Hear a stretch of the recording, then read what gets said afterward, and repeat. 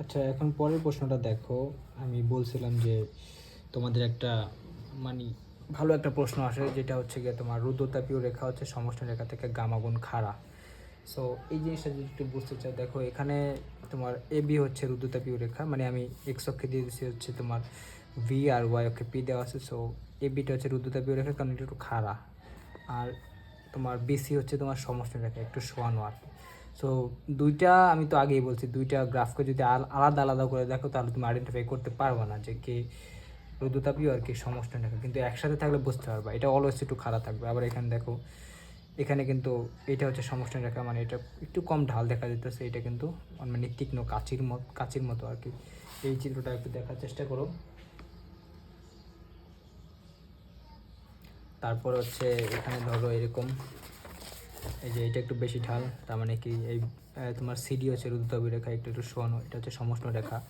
তারপরে এখানে এই তিনটাই হচ্ছে তোমার কি রুদ্রতাপীয় সমষ্ণ রেখা, কারণ এগুলো শোয়ানো। আর এই দুইটা কি রুদ্রতাপীয় রেখা।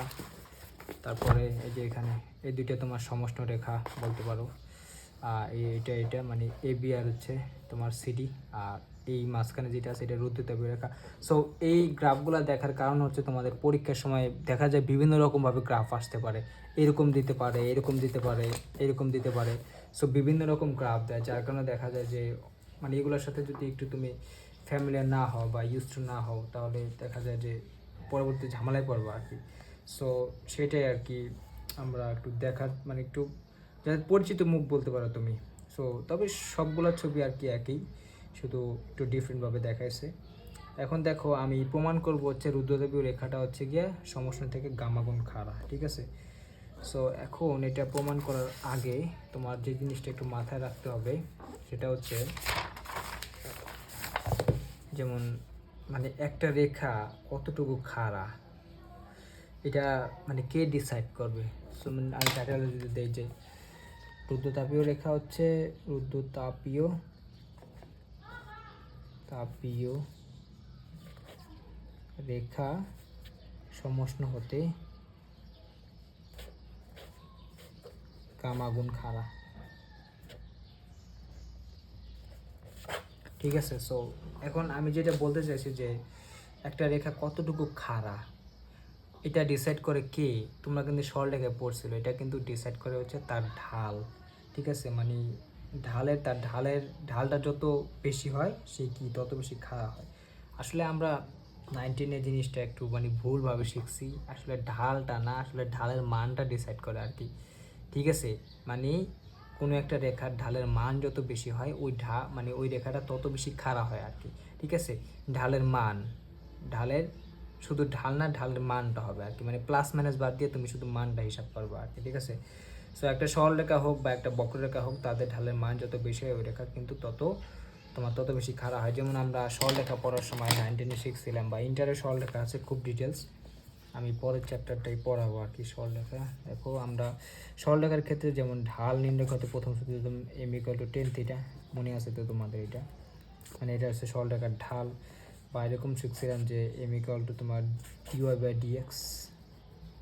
dy/dx, ঠিক আছে? বা ডেল্টা y/Δx, মানে ওই যে y2 - 1 x2 - x1 এরকম ছিল আর কি।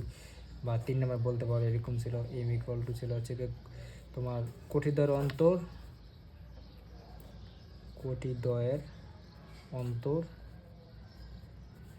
ভুজদ্বয়ের অন্তর, ঠিক আছে? ঠিক আছে, এরকম শিখছিলাম সরলরেখায় আর কি, ঠিক আছে? এগুলো তোমরা পারো যদিও। আর বক্ররেখার ক্ষেত্রে আমরা, এগুলো হচ্ছে সরলরেখার জন্য ছিল, আর বক্ররেখার ক্ষেত্রে আমরা হচ্ছে কী করতাম, dy/dxটা নির্ণয় করতাম, যেমন dy/dx, ঠিক আছে? মানে এটা হচ্ছে একটা ডিফারেন্সিয়েশনকে, মানে বক্ররেখার ঢাল বলতে আমরা কিন্তু বুঝি ডিফারেন্সিয়েশন, তার ডিফারেন্সিয়েশনে আর কি, ঠিক আছে? সো dy/dx মানে একটা ছিল y অক্ষ, একটা x অক্ষ বরাবর ছিল। সো ওইখান থেকে আমরা কি করতাম, dy/dxটা নির্ণয় করতে পারলে এটাকে আমরা বলতাম আমার ঢাল, ঠিক আছে? সো দেখো এই জিনিসটা একটু দেখো, তাহলে যে জিনিসটা আর কি বুঝলাম যে বক্ররেখার ক্ষেত্রে আমরা m = বা ঢাল বলবো dy/dx, মানে ওইটা ডিফারেন্সিয়েশন আর কি, ঠিক আছে? সো এখন তার মানে এটা বুঝলাম যে ঢালের মান যত বেশি হবে, মানে চিহ্ন ছাড়া মান যত বেশি হবে ওইটা কি তত বেশি খাড়া হবে আর কি। সো এটা গেল আর কি। এখন সরলরেখার ক্ষেত্রে তুমি m = 10 মান বের করলেই মানে পাওয়া যেত যে আমার ঢালের মানটা কত আর কি। কিন্তু বক্ররেখার ক্ষেত্রে তো আমরা এটা করতে পারি না আর কি, এগুলা ইউজ করতে পারি না। সো সেই ক্ষেত্রে দেখা যায় তো আমরা যে ওই যে বক্ররেখাতে আমরা স্পর্শক আঁকতাম, ঠিক আছে, পরে স্পর্শকের ঢাল নির্ণয় করতাম আর কি। মনে আছে তো তোমাদের, তোমরা ডিফারেন্সিয়েশন হয়তো পড়ছো। সো যাই হোক, এটা একটু বুঝলাম। এখন আমরা কি করব যে সমষ্টি রেখা আর ঊর্ধ্বতাপীয় রেখা, যেহেতু ওরা বক্ররেখা, ওদের কি করব এই দুইটা তোমার রেখার ঢাল নির্ণয় করবো আর কি, মানে স্পর্শক এঁকে হোক বা ডিফারেন্সিয়েশন করে হোক আর কি। সো ঢাল বের করার জন্য আমরা মেইন কথা হচ্ছে, দেখো এখানে চিত্রটা যদি আমি একটু আঁকি, মানে গ্রাফটা যেমন এখানে একটু আঁকি, এরকম ছিল আর কি, ঠিক আছে, ছোটো করে আঁকি। এখানে এক্স ওকে দিয়েছিল ভি আর ওয়াই ওকে দিয়েছিল হচ্ছে পি, ঠিক আছে। সো আমি দুইটা রেখা পাইছি, যদি একটু খাড়া হবে হচ্ছে তোমার ঊর্ধ্বতাপীয়টা এরকম, আর সমষ্টিটা ধর একটু শোয়ানো, ঠিক আছে। সো এটা আমি যদি দিই এ বি, মানে এটা হচ্ছে সমষ্ণ, আর এটা হচ্ছে তোমার বিসি দিলাম। এ বি এটা তোমার সিডি দিই, সিডি এটা হচ্ছে তোমার ঊর্ধ্বতাপীয় রেখা, ঠিক আছে। সো এটা গেল। এখন কথা হচ্ছে যে আমরা কি করব, এই এবি রেখার ঢাল বের করব আর বিসি এই সিডি রেখার ঢাল বের করব, তারপর দেখব কার ঢালের মান বেশি, সেটাই হবে কি, তাহলে যার ঢালের মান বেশি হবে সেই হবে তত বেশি খাড়া আর কি, ঠিক আছে। সো যেহেতু আমরা কি করব ডিফারেন্সিয়েশন করে আর কি ঢালটা বের করি বক্ররেখার ক্ষেত্রে, তাহলে এখানে আমি এক্স অক্ষে দিছি কিন্তু ওয়াই, এক্স অক্ষে দিছি আমি ভি আর ওয়াই অক্ষে দিছি পি, তাহলে এখানে ঢালটা কি হবে, ডিওয়াই বাই ডিএক্স এর ক্ষেত্রে হবে হচ্ছে ডিপি বাই ডিভি, ঠিক আছে। দেখো ডিপি বাই ডিভি হবে কিন্তু অরও ঢাল, মানে ওর জন্য এই ঢাল হবে, ওর জন্য এটা একই ঢাল হবে আর কি, কারণ এটা হচ্ছে ডিফারেন্সিয়েশন, ঠিক আছে। কারণ আমরা জানি যে বক্ররেখার ঢাল হচ্ছে গিয়ে ডিফারেন্সিয়েশন বা ওই আমরা স্পর্শকের ঢাল আর কি নিলাম, মানে এখান থেকে তুমি স্পর্শকটা এখান থেকে এরকম স্পর্শক, এখানে আবার ওর ক্ষেত্রে এরকম স্পর্শক এরকম ছিল আর কি। সো এটা গেল। এখন ঢালের মানটা বের করব। সো সমষ্টির জন্য আমরা দেখো প্রথমে 1 নম্বর হচ্ছে যদি সমষ্টির জন্য চিন্তা করি, সমষ্টির জন্য কি দাঁড়ায় দেখো। সো বক্ররেখার ঢাল আমরা এটা হচ্ছে মানে ইন জেনারেল আর কি সূত্র, ঠিক আছে। সো এখন দেখো ঢাল যে এটা হচ্ছে ঢাল, ঠিক আছে। সো সমষ্টি পরিবর্তন আমরা জানি কিন্তু পিভি ইকুয়াল টু আমাদের কী ছিল, ধ্রুবক, তাই না।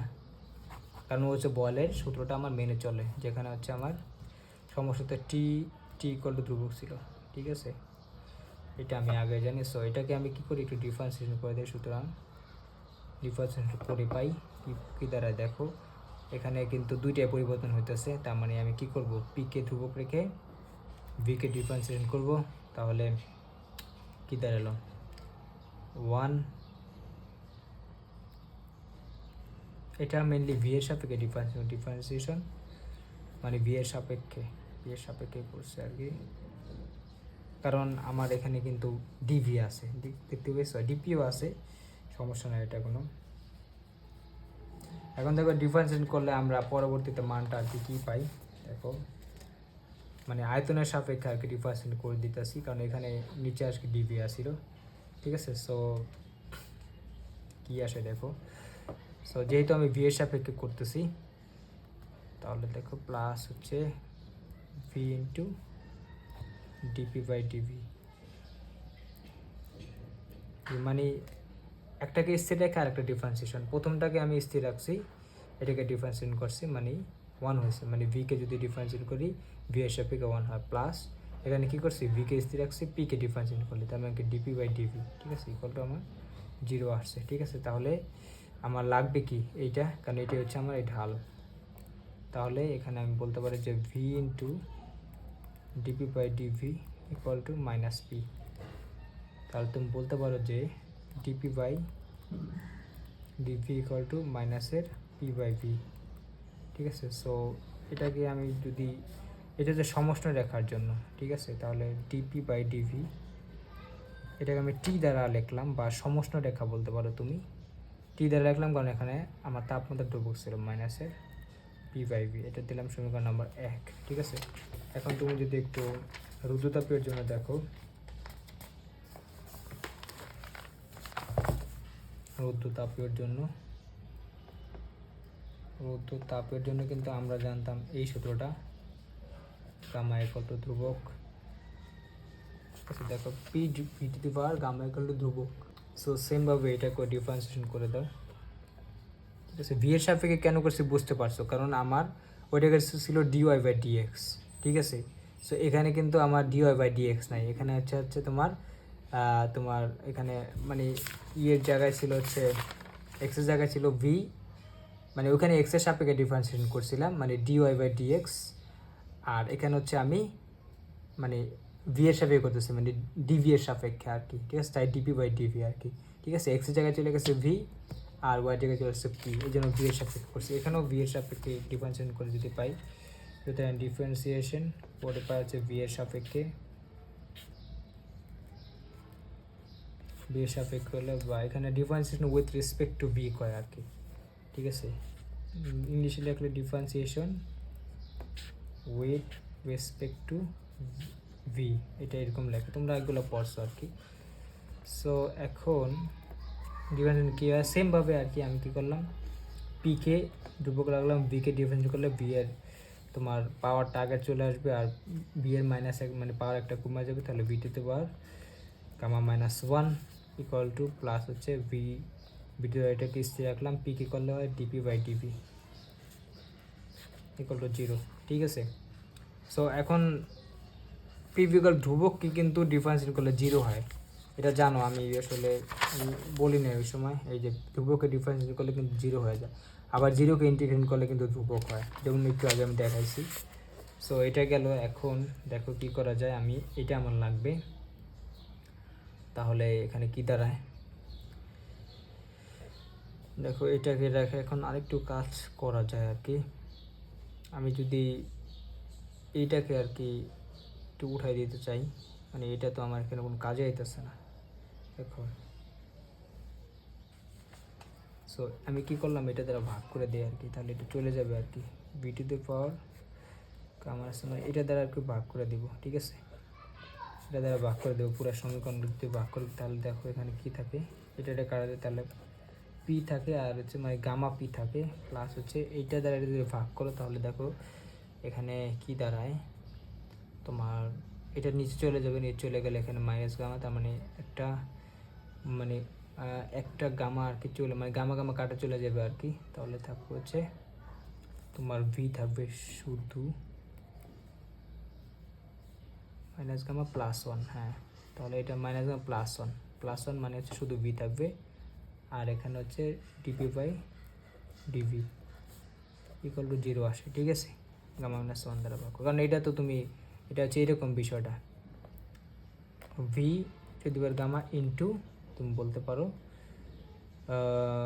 এরকম আর কি, মানে উপরের দিকে নিয়ে আসলে ভি টু দি পাওয়ার তোমার 1 - গামা এরকম, ঠিক আছে। সো এই গামা গামা কাটা যায়, তাহলে থাকবে শুধু 1, V to the power 1। So এই আর কি লিখছি, এইটা গেল। তাহলে এখানে দেখো আমার এই জিনিসটা লাগবে, তুমি বলতে পারো ভি dp/dv ইকুয়াল টু মাইনাসের, এটার ওই পাশ নিয়ে গেলে মাইনাসের গামা ইন্টু পি, ঠিক আছে। সো এখন আমি কি করব, dp/dvটা রেখে দেবো ডিভি, কারণ dp/dvটাই হচ্ছে আমার ঢাল, ঠিক আছে। তাহলে dp/dv যদি রেখে দিই, এবার ভিটাকে ওই পাশে নিয়ে গেলে পি থাকে, দেখো এখানে গামা পি /v, ঠিক আছে। এখন দেখো কি করা যায়, মানে এটা হচ্ছে আমার রুদ্ধতাপীয় রেখার জন্য বের হলো, বা এরকম লিখতে পারে dp/dv, এখানে কিউ দিয়ে দিলাম, কারণ রুদ্ধতাপীয়তে আমি জানি কিউ ধ্রুবক থাকে, ইকুয়াল টু মাইনাসের তুমি বলতে পারো যে গামা পি /v, ঠিক আছে। সো এটাকে দিলাম 2 নং সমীকরণ। এখন 1 আর 2 নং সমীকরণ থেকে তুমি কি লিখতে পারো, মানে এই 2 নং সমীকরণটা যদি একটু মানে করি, একটু সাজায় লিখি, তাহলে কি দাঁড়ায়, dp/dv এখানে হচ্ছে কিউ ইকুয়াল টু, আমি কি করলাম তোমার এখানে গামাটা বাইরে নিয়ে আসলাম, ভেতর দিয়ে দিলাম মাইনাস ইন্টু এখানে p/v, ঠিক আছে। সো যদি p/v হয়, এখন দেখো এই p/v এর মান কিন্তু এই আমি জানি, মাইনাস p/v এর মান ছিল হচ্ছে আমার এই যে এইটা, এই যে ডিবি ডিভাইড বাই ডিভি সাথে টি, মানে হচ্ছে সমস্ত পরিবর্তনের ঢাল আর কি, ঠিক আছে।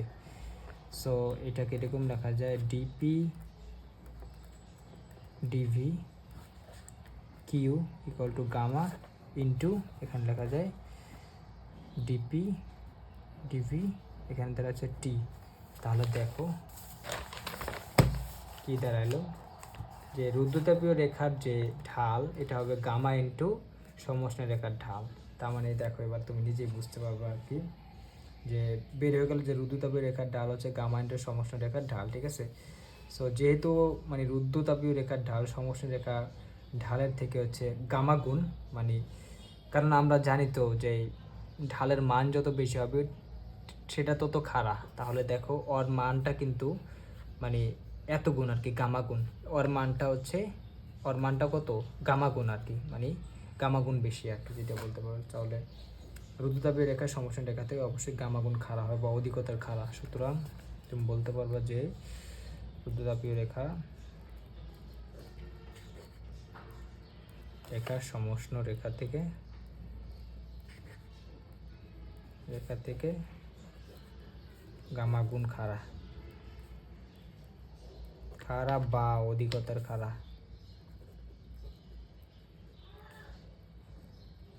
ঠিক আছে। বুঝতে পারছো তো আশা করি, কারণ দেখো ওর মানটা যদি সমানও ধরো, ঠিক আছে, ডিপি ডিউ কিন্তু এর সাথে কিন্তু গামা গুণ আছে, আর গামার মান কিন্তু আমরা জানি যে 1.33, 1.67, 1.41 এরকম আছে আর কি, ঠিক আছে। তার মানে অবশ্যই ও কিন্তু বড়, ঠিক আছে, কারণ 1 থেকে বড় মানের সাথে যতই গুণ করো ওটা কিন্তু বড়ই হবে আর কি। তার মানে কত গুণ বড়, গামা গুণ বড় আর কি। তার মানে গামা গুণ বড় মানে গামা গুণ খারাপ, মানে ঢালের মান, মানে ঢালের মান থেকে ঢালের মান গামা গুণ বেশি মানে গামা গুণ খাড়া আর কি, মানে রেখা থেকে রেখা হচ্ছে গামা গুণ খাড়া, ঠিক আছে। সো এটাই প্রুফড আর কি, ঠিক আছে।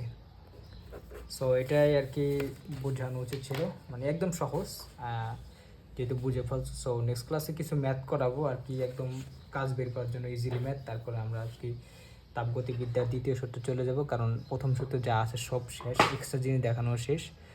সো নেক্সট ক্লাসটা অবশ্যই দেখো।